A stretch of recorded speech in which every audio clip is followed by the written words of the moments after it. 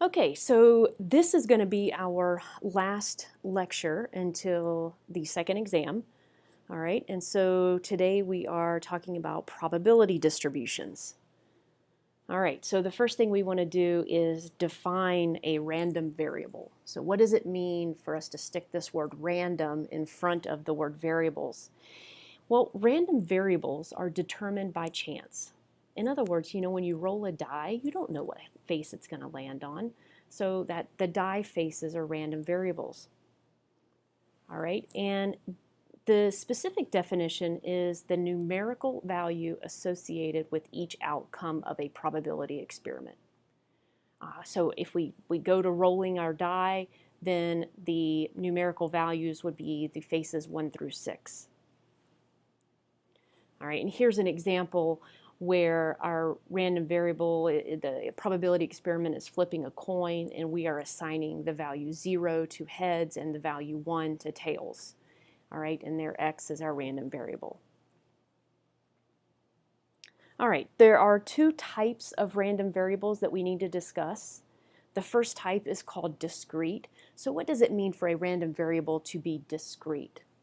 Well, there are finite or countable number of possible outcomes. Okay, so finite or countable number of possible outcomes. And the clue or hint I like to give students is that these are things that can be listed. Okay, so you could actually list out all the possible outcomes. And the other hint I like to give when you're thinking about discrete is that you're accounting whole things. And I'm going to say more about that when we get to our examples. But just remember that discrete has something to do with counting a whole something. The other type of random variable is called continuous. All right, so what does it mean to be continuous? Well, basically it means to not be discrete, but that means that there are an uncountable number of possible outcomes. All right, so now the outcomes cannot be listed. In fact, they're usually represented by an interval on a number line. All right, and the hint I like to give with continuous data is that it's measured data. All right, so we are measuring something, and when you think of measuring something, you think of using a tool or some measurement device to get those numbers. So that's a good hint to think about when it comes to continuous data. All right, so let's go through some examples. All right, so is this going to be discrete or continuous data? Let X represent the number of Fortune 500 companies that lost money in the previous year. All right, so what do you think? Is X counting something or is X measuring something? All right, so what would this data look like? Well, if we were to start listing the sample space, wouldn't that just be the numbers 0 through 500? Meaning 0 companies could lose money, 1 company could lose money, 2 companies could lose money, all the way up to 500 companies could lose money. All right, so notice that we have listed our output, and that makes this discrete data. All right, and going back to what I said a minute ago, we are counting whole companies. In other words, either a company loses money or it doesn't, right? The whole company. All right, let X represent the volume of gasoline in a 21-gallon truck. Not sure why that says gallo, but it should definitely say gallon. All right, so what would this data look like? Okay, so would that not just be 0 to 21 gallons? So the truck could be empty all the way up to being full with 21 gallons. And we see here that this is not listed data, but this is interval data where we have 0-21, and we could have any piece or part of a gallon in there. So this would be continuous data. And again, volume is something we have to measure, right? And we have gas gauges on our dashboards that measure the amount of gasoline in our vehicle. Okay, so again, this is definitely an example of measured data. All right, let X represent the speed of a space shuttle. What do you think? Is this measured data, or can we list the outcomes? All right, well, hopefully you're thinking that this would look like an interval, and we would be going from 0 to the max speed of the shuttle.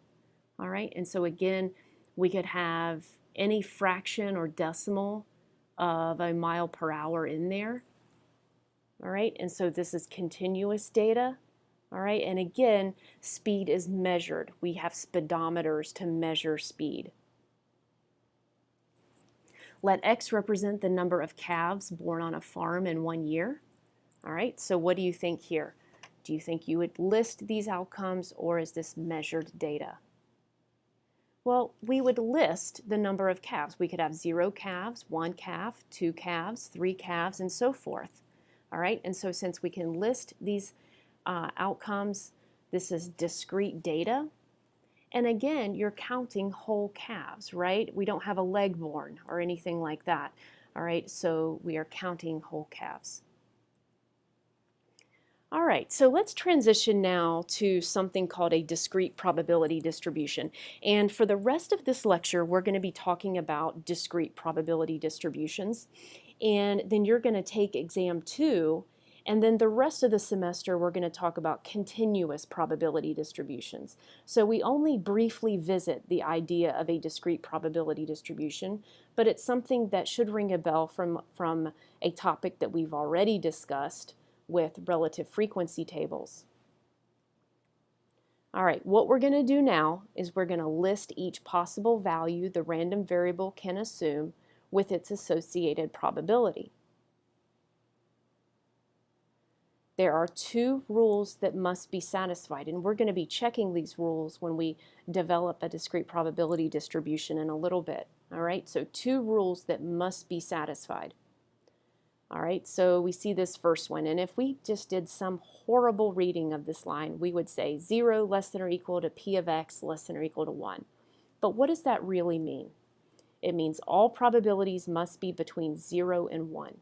Okay, so there are no negative probabilities, there are no probabilities greater than 100%, all probabilities between 0 and 1.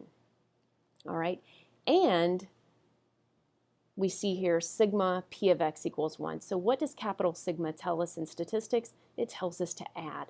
And so what this is saying is that all probabilities must sum to 1. Okay, so again, just to summarize, all probabilities are between 0 and 1, and then when we add up our column of probabilities, everything has to sum to exactly 1 or 100%. Okay, so let's take a look at some examples, and I give you some of these in the homework and on the quiz. All right, we want to decide whether the distribution here is a probability distribution. When I give you a problem like this, what I'm asking you to do is to check these 2 rules. Are all the probabilities between 0 and 1, and do all the probabilities sum to 1? So when we have this table, the first thing we say is, okay, well, the probabilities, the p of x's, are they fractions or decimals between 0 and 1? And the answer is yes. We clearly see every decimal there is between 0 and 1, so it looks like the first rule is working. And then the second rule is do all those probabilities sum to 1? And so when we add up the probabilities, we get 1.07. Is 1.07 1? Hopefully you're saying no, because it is not. So this is not a probability distribution. All right, let's do another one. All right, so first thing we want to check, are all the probabilities between 0 and 1? Well, this time I give you fractions, and we're looking at the fractions, and yes, all of these fractions are between 0 and 1, so we're good on that first rule. The second rule says add up all those fractions, and what do we get? When we add up all those fractions, we get 1 exactly, so yes, this is a probability distribution. Okay, so how do we go about constructing a probability distribution? All right, we want to make a frequency distribution for the possible outcomes. All right, that's the first step. Then we want to find the sum of the frequencies. All right, so in other words, we need our sample size. And then we're going to find the probability of each possible outcome by dividing its frequency by the sum of the frequencies. Folks, you already know how to do this. This is a relative frequency. Okay, remember, probabilities, relative frequency, same thing. And then lastly, we're going to check that each probability is between 0 and 1 inclusive, and that the sum of all probabilities is 1. So that last step is important. We want to make sure the two rules are always satisfied. All right, so let's do an example. An industrial psychologist administered a personality inventory test for passive-aggressive traits to 150 employees. Each individual was given a score from 1 to 5, where 1 was extremely passive and 5 extremely aggressive. A score of 3 indicated neither trait. The results are shown below. Construct a probability distribution for the random variable x. All right, let's go back for a second. So step 1, make a frequency distribution for the possible outcomes. That is what I have given you. I have given you the frequency distribution. Step 2, find the sum of the frequencies. All right, so 24 plus 33 plus 42 plus 30 plus 21, what do we get? It's actually stated in the problem, 150 employees. So we know the sum of the frequencies is 150, so now we want to find the probability for each possible outcome by dividing its frequency by the sum of the frequencies. So for the first one, we're going to take 24 divided by 150, or 0.16. 33 divided by 150 gives us 0.22. 42 by 150 gives us 0.28. 30 divided by 150 gives us 0.20. And then our last one, 21 divided by 150 gives us 0.14. All right, we're going to check our two rules. First, are all those decimals between 0 and 1? Yes, they are. And if we add those fractions or add those decimals, what do we get? And you can plug that in your calculator and you'll see that we get 1. All right, and so that is our probability distribution. We are done. That's all there is to it, okay? But there's usually another question I'm going to ask you, and that is about expected value. So what is expected value? It's simply the mean of the random variable, okay? So the interpretation with expected value is that it's what is expected over thousands of trials, all right? And we typically use the notation capital E of x for expected value, but we can call that mu. All right, we know that mu signifies the population mean. And here is our formula. So we have a capital sigma x times p of x. So what is this formula telling us to do? All right, so first, multiply each value of the random variable by its probability.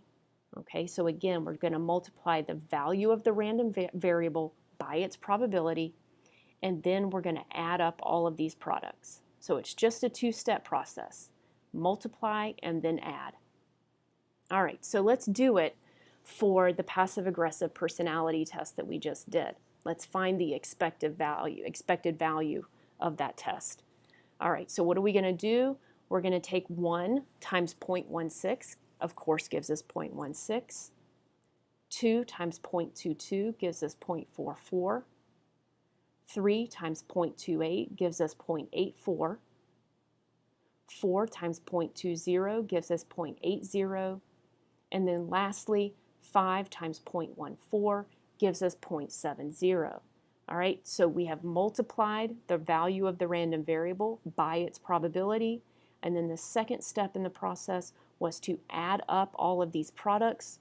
And when we do that, we get 2.94. So the interpretation here is that if we tested thousands of employees, the expected value of a person taking this test is roughly 2.94. Said another way, we roughly expect the average person to neither be passive or aggressive. All right, so let's do a more difficult problem. Okay, and these are on the homework as well as the quiz. So you want to make sure you know how to set this problem up from the beginning.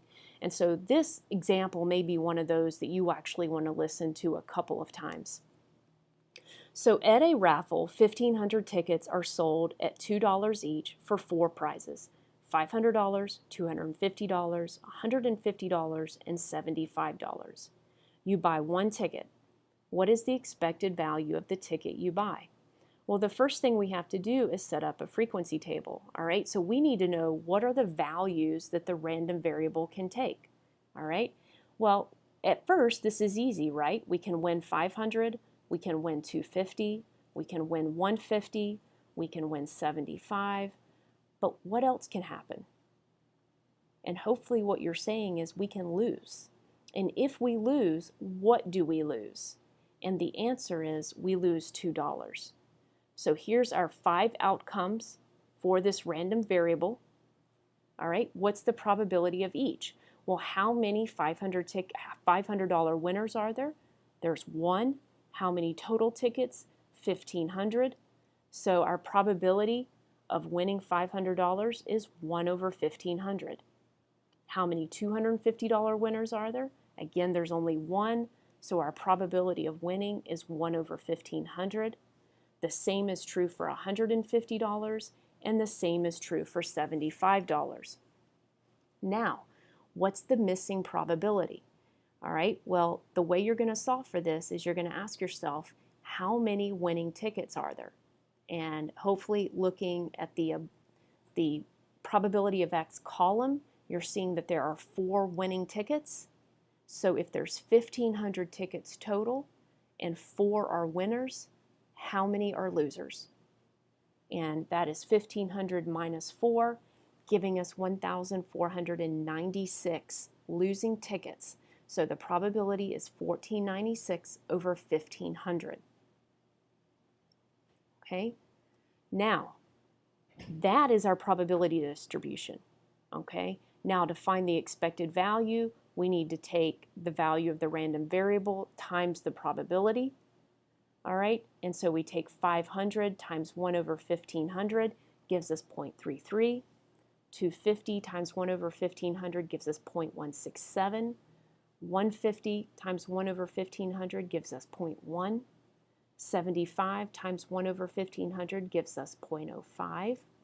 And then lastly, negative 2 times 1,496 over 1,500 gives us negative 1.995. And then the final step in the process is that we need to add up all of these products, all right, in that final column. And when we add them up, we get negative $1.35. So in this raffle, the expected value of your ticket that you buy is minus $1.35. So in other words, you expect to lose $1.35 on average.